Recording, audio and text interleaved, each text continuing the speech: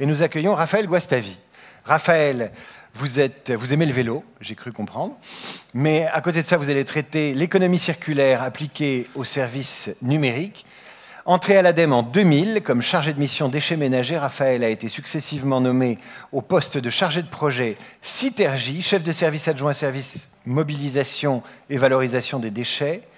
Et depuis juillet 2018, il est chef du service produits et efficacité matière. C'est le bon CV ? Ça y ressemble, oui. Ça y ressemble, c'est vous qui l'avez rédigé de toute façon. Exactement. Raphaël, l'antenne est à vous. Eh bien, c'est parti. Merci beaucoup. J'espère. Alors, j'hérite du bon créneau. Il va falloir que je réveille tout le monde. Ça va être sympa. Effectivement, je vais intervenir sur un sujet qui finalement a été traité pendant ces 2 journées, qui est l'économie circulaire, sans trop le dire. Donc, c'est vrai que là, je vais revenir sur certaines notions qu'on aurait pu aborder hier et qui sont un peu générales, mais en tout cas, l'idée, c'est de voir finalement comment l'économie circulaire est un sujet majeur autour de l'environnement, bien sûr, mais surtout du Green IT. Alors, qui n'a pas entendu, c'est vrai que passer en tout dématérialisé, ça va moins polluer. Ou encore, tout est dans le cloud. J'ai l'impression qu'on l'a dit pas mal pendant 2 jours. Et c'est vrai que c'est quelque chose qui finalement est une notion assez légère, assez vaporeuse. Un nuage, c'est difficile de se dire qu'un nuage, ça pollue, ou en tout cas que c'est matériel. Alors, ceci n'est pas un cloud.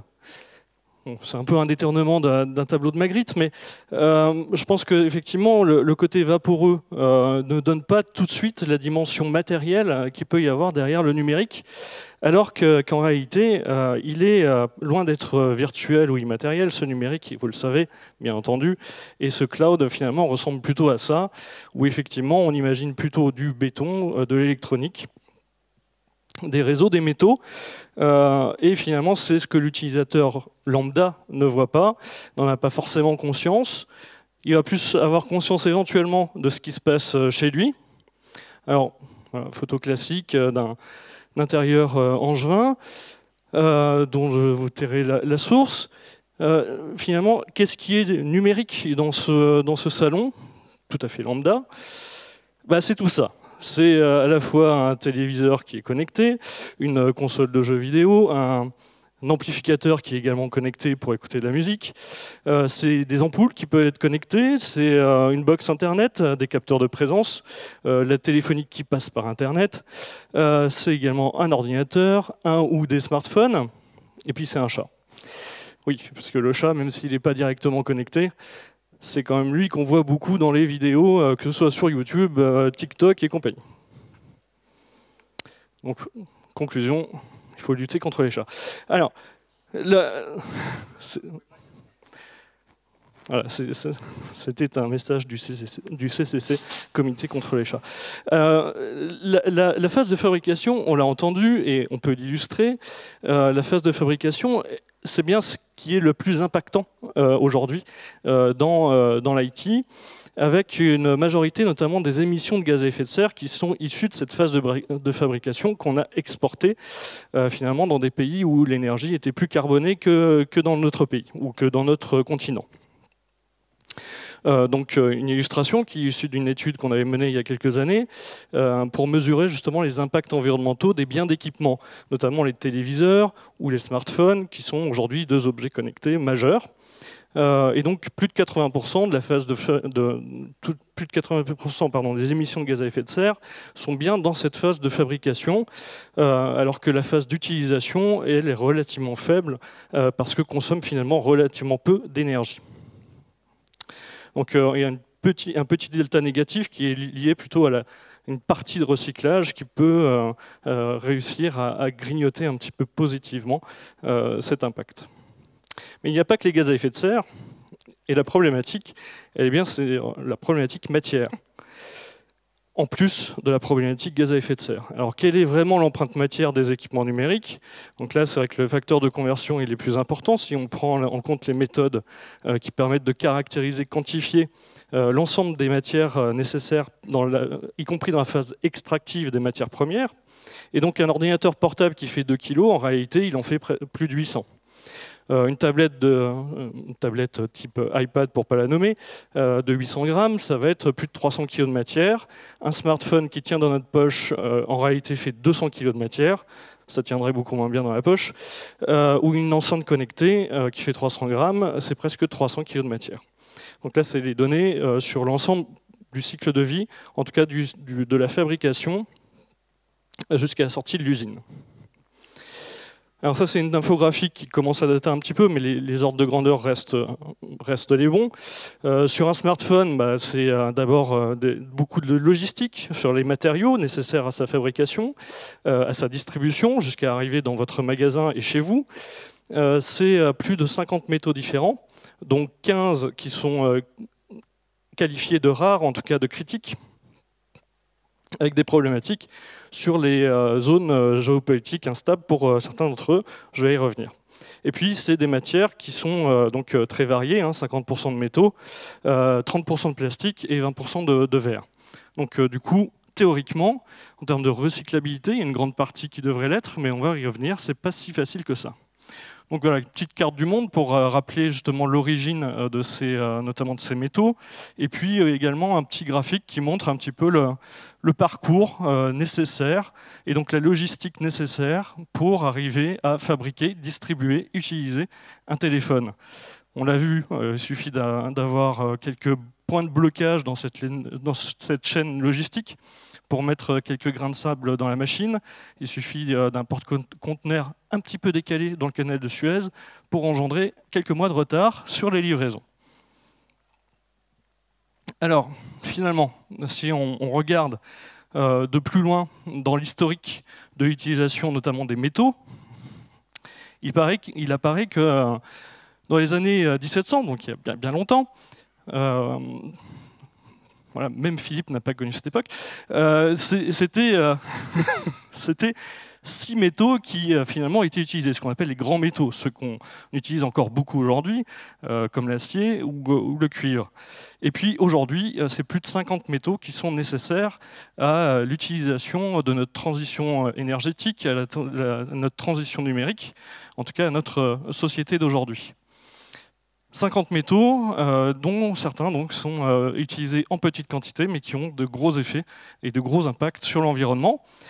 Donc, en termes de matières premières consommées, surtout ce qu'on peut voir, c'est qu'on a aujourd'hui besoin de 85 milliards de tonnes de matière, et ça va plus que doubler, a priori, dans 30-40 ans.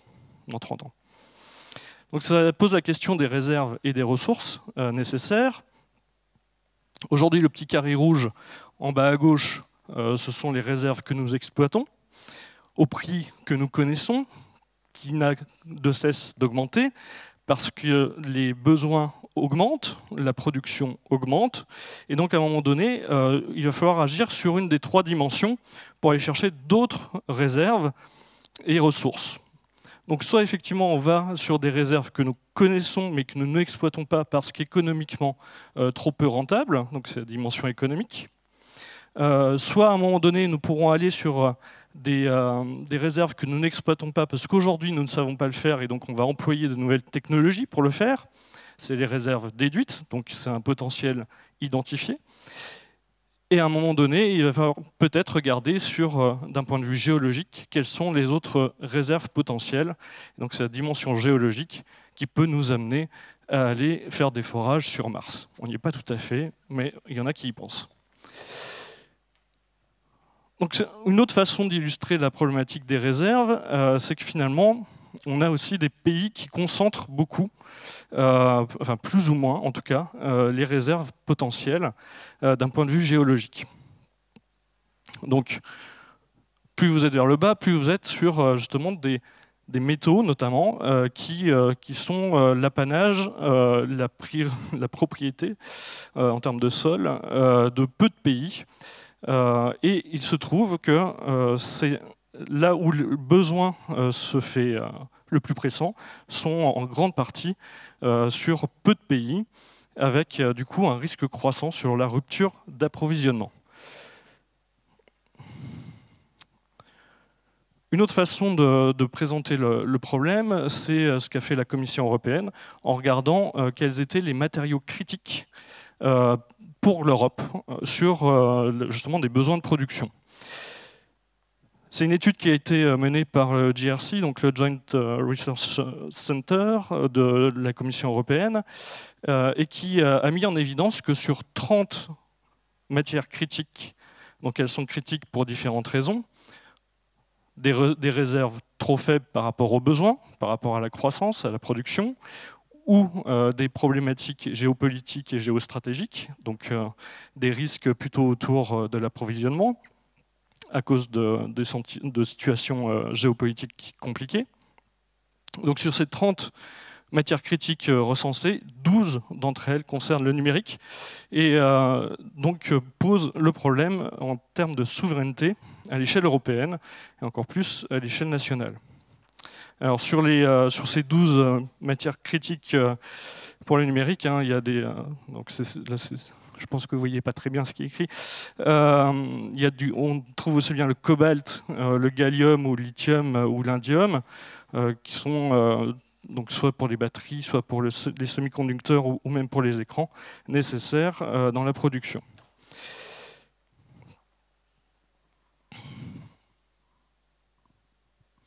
Alors justement, quels sont les besoins, ce qui est aujourd'hui mesuré et ce qui est imaginé pour le futur.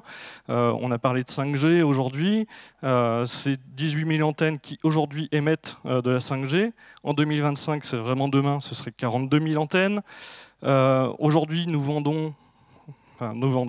les entreprises vendent 26 millions de smartphones par an. En 2025, ce serait 30 millions. Donc là, je parle juste sur la France, bien entendu. Les objets connectés, alors là c'est l'exemple de l'enceinte connectée, c'est 1 million d'unités vendues par an et ce serait 3 millions en 2025. Donc des perspectives assez réalistes montrent bien qu'on continue à rentrer dans ce besoin d'équipement. Donc c'est presque 1 milliard d'équipements électriques et électroniques qui sont mis sur le marché par an en France. Dont les 3 quarts sont pour le particulier et 1 quart pour le professionnel. Alors, un corollaire, évidemment, c'est la production de déchets électriques et électroniques qui a tendance aussi à augmenter, avec donc, un gisement d'environ 2 millions de tonnes donc, de produits mis sur le marché, et on en récupère à peu près la moitié. Donc là, c'est tout déchet d'équipement électrique et électronique, donc à peu près un quart représente la partie plutôt déchets du numérique. Donc de très faibles finalement taux de collecte, on est à 50%, donc si on regarde juste sur la partie numérique, c'est encore plus faible, avec du coup un vrai enjeu sur les gisements de déchets. Ce qui n'est pas récupéré soit d'or dans les caves, grenier ou tiroir, mais aussi peut partir en décharge, voire en incinération. Donc avec les problématiques environnementales qu'il peut y avoir derrière. D'où le besoin de travailler vraiment sur non plus une économie linéaire qui vise l'extraction, la production et la consommation, puis la fin de vie, mais de rentrer dans une économie plus vertueuse, économie circulaire, donc que nous avons définie il y a déjà quelques années ainsi. Un système économique d'échange et de production qui, à tous les stades du cycle de vie, donc ça c'est important, tous les stades du cycle de vie, des produits vise à augmenter l'efficacité de l'utilisation des ressources et à diminuer l'impact sur l'environnement, tout en développant le bien-être des individus. C'est important aussi, le bien-être des individus. Donc cette économie circulaire, on l'avait schématisée de cette façon, 3 grands axes, autour de l'offre des acteurs économiques, donc, qui vise, en plus de l'intégration de ressources naturelles, également l'intégration notamment de matières premières secondaires.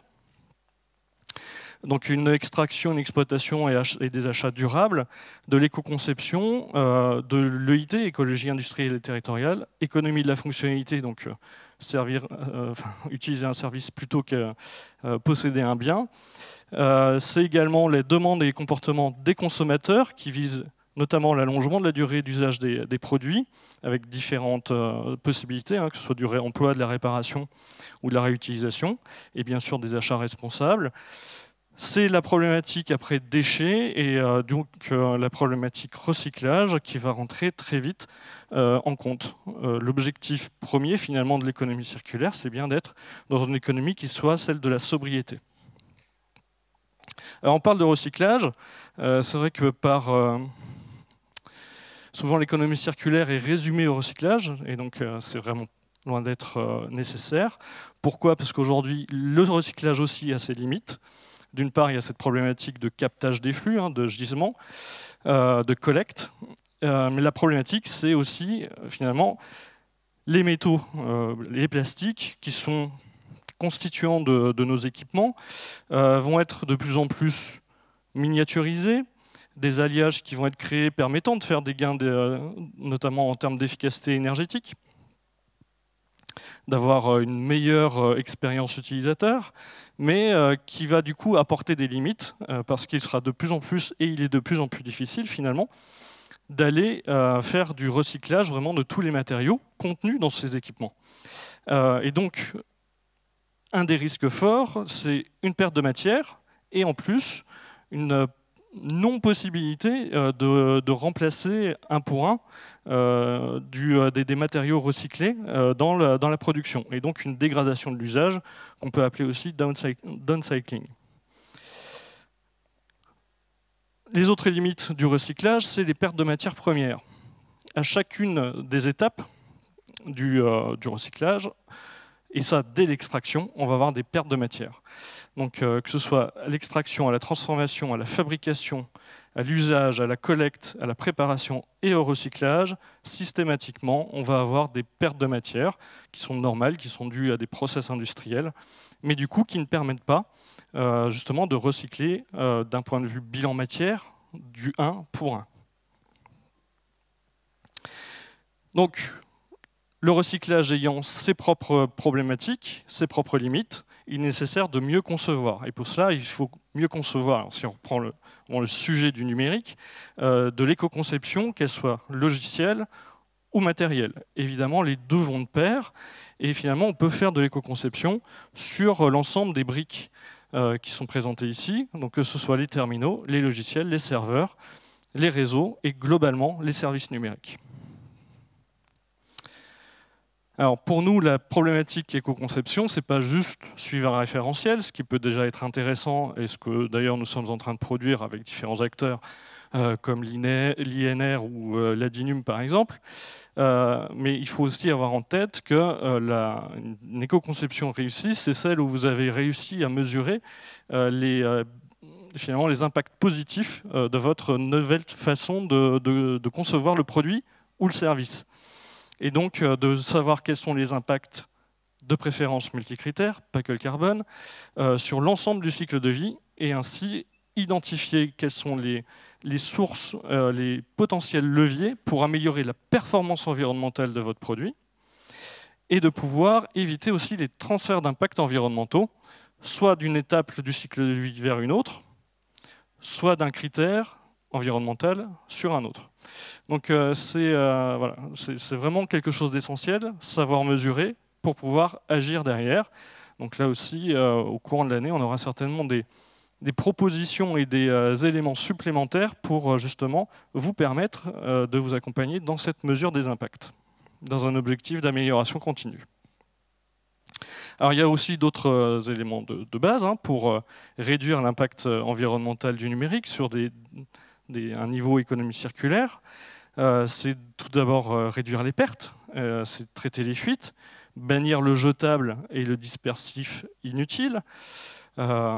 Évidemment, c'est par exemple, si on parle d'objets connectés et tout l'enjeu de l'augmentation du nombre d'objets connectés potentiels à venir, c'est se poser la question, est-ce que ma litière pour chat connectée est vraiment utile? On en revient au chat, toujours on revient au chat. Imaginons une litière connectée plutôt qu'un bac en plastique, la consommation de matière et d'énergie nécessaire pour arriver à ce type d'objet.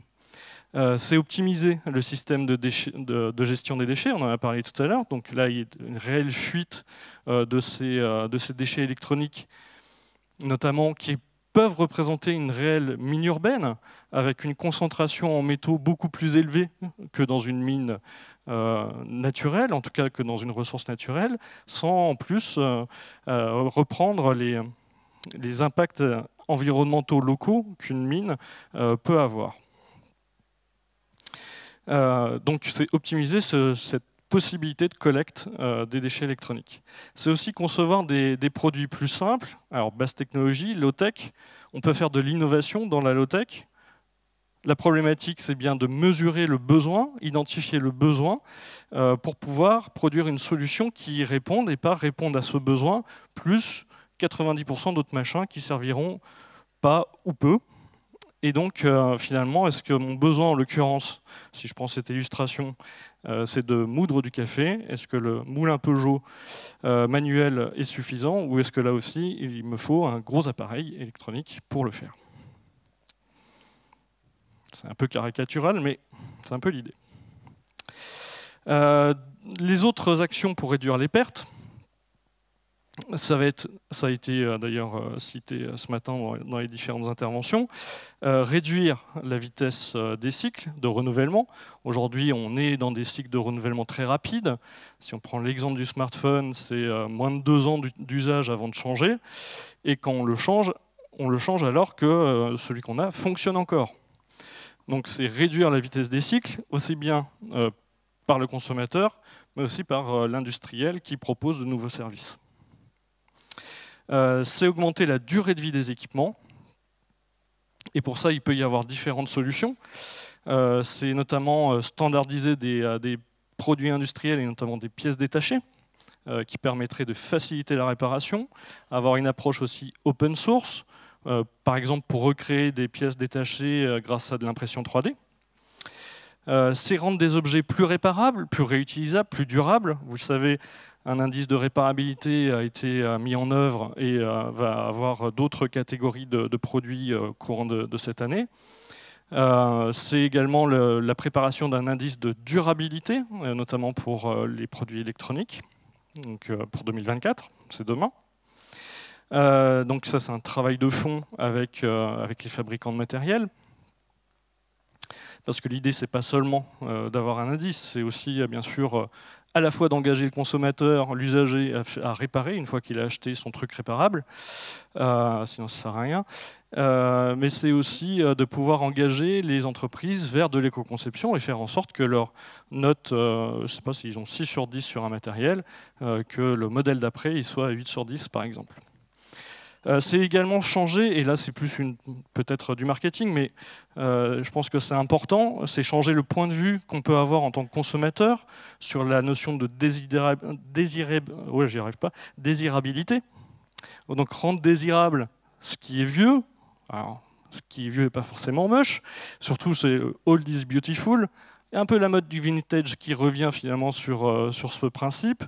Et on se rend compte que, on pourrait se rendre compte en tout cas que c'est pas old fashion d'avoir un téléphone qui a 3 ou 4 ans. C'est également mieux valoriser les métiers manuels et former les réparateurs de demain. Alors ça pourrait aussi être former les ingénieurs de demain, former les informaticiens de demain à ces principes d'éco-conception et finalement d'aller sur des problématiques environnementales. En tout cas, pour les métiers manuels, c'est aussi les valoriser. C'est des métiers qui devraient être de toute façon et sont de plus en plus techniques. Alors j'en ai parlé, l'indice de réparabilité. Bon, ça, c'est des chiffres qui sont issus d'études là aussi assez récentes de l'année dernière, notamment pour mesurer un peu l'appétence des Français à la réparation. Alors, il y en a un tiers. En gros, il y a de mémoire 80% des personnes sondées qui sont pour la réparation. Au final, il n'y en a qu'un tiers qui le fait vraiment, mais voilà, c'est intéressant de voir que c'est quand même un sujet qui est pris en compte par les Français. Et puis c'est également d'avoir des technologies qui permettent de faciliter la réparabilité. Donc on avait fait une étude l'année dernière sur l'intelligence artificielle intégrée dans des biens d'équipement pour faciliter la réparabilité et donc amener notamment des notions de maintenance prédictive et de faire en sorte que ça facilite le métier justement du réparateur, détecter des pannes avant qu'elles arrivent ou de faciliter l'entretien. On a également réalisé une étude qui montre que l'allongement de la durée d'usage des produits a un impact direct, évidemment, mais bon, ça vaut mieux en le démontrant, un impact direct sur l'empreinte environnementale de ces produits. Donc là, typiquement, le cas d'une enceinte connectée, là où si elle est utilisée pendant seulement 2 ans, cette enceinte, elle va émettre plus de 8 kg de CO2 par an. Si par contre on s'en sert pendant 8 ans, ce poids relatif annuel, il est diminué de plus de 2,5 à peu près. Donc on est à environ 3 kg de CO2 par an. Donc voilà, s'il fallait le démontrer, en tout cas, on l'a fait sous forme d'analyse de cycle de vie. Et donc bien sûr la barre bleue, c'est toujours la phase de fabrication qui reste prégnante. Alors l'autre axe de travail, ça va être de réduire les pertes en réduisant les besoins. Donc on en revient à cette question finalement qui est autour de la sobriété, c'est quels sont les besoins réels. Et finalement, est-ce qu'on a besoin de machiniser, automatiser tous les services? Est-ce qu'on ne peut pas revenir aussi à certains services plus humanisés? C'est reprendre aussi le temps d'une vie un peu plus normale, en tout cas avec moins d'écran, peut-être faire plus de sport. C'est des questions finalement de société. Dans quelle société on veut vivre demain? C'est agir donc pour une sobriété numérique, que ce soit au niveau des producteurs ou au niveau des consommateurs. Alors, une fois qu'on a dit tout ça, il y a la question des moyens pour les entreprises, notamment pour faire ces actions. Donc j'en profite, c'est le moment publicité. Alors, contrairement à une vraie pub où je vais vous demander de dépenser de l'argent, là je vais plutôt vous en proposer de vous en donner. Des pubs comme ça, il n'y en a pas souvent. Donc un accompagnement de l'ADEME sur les projets d'éco-conception numérique, alors, notamment dans le cadre du plan de relance. Donc nous apportons des soutiens pour des études de faisabilité d'éco-conception, pour de la recherche en matière d'éco-conception numérique, et pour la mise en œuvre de ces actions, donc que ce soit des études ou des investissements directement liés à ces études. L'objectif, c'est vraiment d'orienter la société vers des produits éco-conçus, vers une plus grande performance environnementale. Donc à toutes ces étapes, diagnostic, études de mise en œuvre et investissements qui en découlent, vous pouvez avoir des soutiens de l'agence qui sont beaucoup orientés vers les PME, mais qui existent aussi pour les grandes entreprises. Et donc, j'ai qu'une chose à dire, c'est profitez-en.